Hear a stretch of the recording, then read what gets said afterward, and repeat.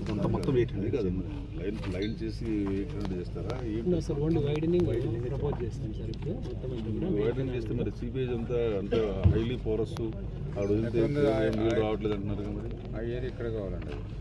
అంటే మనము అట్లా ఎక్కడైనా ఆ ప్రాబ్లం ఉంది. ఇక్కడ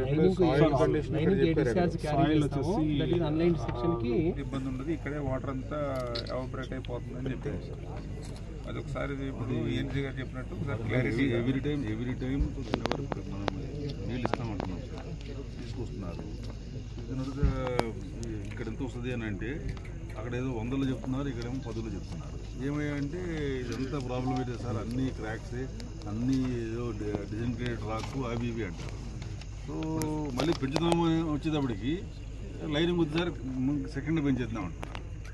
ఇప్పుడు ఇక్కడ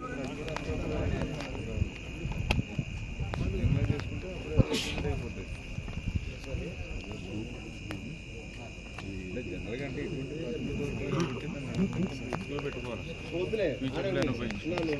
తప్పే నన్ను అడిగితే 800 అనుకోండి. ఇది 800 కాకుండా 1200 పడుతుంది. వచ్చి నష్టం పర్మనెంట్ వర్క్ కదా, రేపు పొద్దున చేస్తే మళ్ళీ ఇది చేస్తే కదా ఎన్ని భద్రపడ్డాం అన్నప్పుడే కదా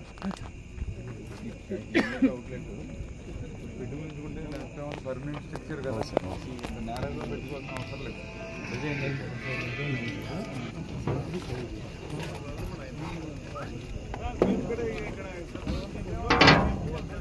కూడా రివ్యూ చేసుకుంటూ ఈరోజు ఏదైతే ఈ యొక్క చర్లపల్లి రిజర్వాయర్ వరకు కూడా ఇప్పుడు రాత్రి 10 గంటలు అవుతున్నా కూడా ఇక్కడ రావడం జరిగింది. ఏదైతే ఇప్పుడు కూడా మనం చూసాం, ఇప్పటికీ ఇంకా చర్లపల్లి రిజర్వాయర్కి మరి నీరే రానిటువంటి స్థితి. ఇది 1.6 TMC కెపాసిటీ ఉంది. మరి ఆల్మోస్ట్ ఆల్ ఇది సెప్టెంబర్ నెల ముగుస్తున్నప్పటికీ కూడా ఇక్కడికి నీరు రాలేదు. చొక్క నీరు అని అంటే అందరినేవాలో మరి ఆ 1800, 1900 మాత్రమే ఉండడం వల్లే ఈ యొక్క నష్టం జరిగింది. అదే చంద్రబాబు నాయుడు గారు అనుకున్నట్లుగా 1924లో మన ప్రభుత్వం ఉండుంటే ఆ 3850 క్యూసెక్కుల మోటార్లు మనం ఉపయోగించుకుని ఉండేవాళ్ళం. ఈరోజు ఈ చర్లపల్లి రిజర్వాయర్ కలకల్లాడుతూ ఉండేది. అంటే కళ్ళెదరే తెలుగుదేశం ప్రభుత్వానికి, వైఎస్ఆర్సీపీ ప్రభుత్వానికి జరిగినటువంటి నష్టం ఏంటనేది మన కళ్ళెదరే కనిపిస్తూ ఉంది.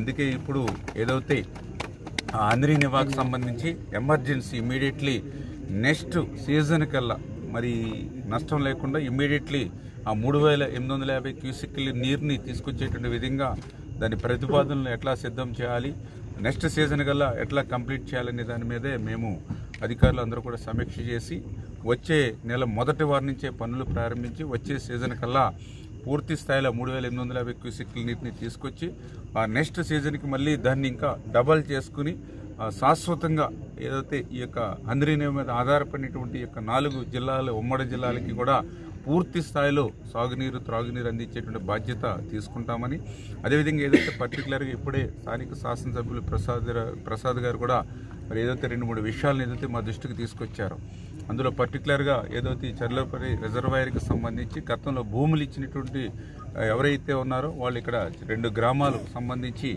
ఈ యొక్క రిజర్వాయర్ వల్ల, సీపేజ్ వల్ల ఒక 140 కుటుంబాలు వాళ్ళు నిరాశ్రయులవుతున్నటువంటి పరిస్థితుల్లో గత తెలుగుదేశం ప్రభుత్వంలో ముఖ్యమంత్రి చంద్రబాబు నాయుడు గారి దృష్టికి తీసుకొచ్చినప్పుడు R&Rలో కవర్ అవ్వకపోయినా మానవత్వంతో ఆయన ఇమ్మీడియట్లీ అప్పుడు కలెక్టర్ తోటి కానీ ఇతరత్ర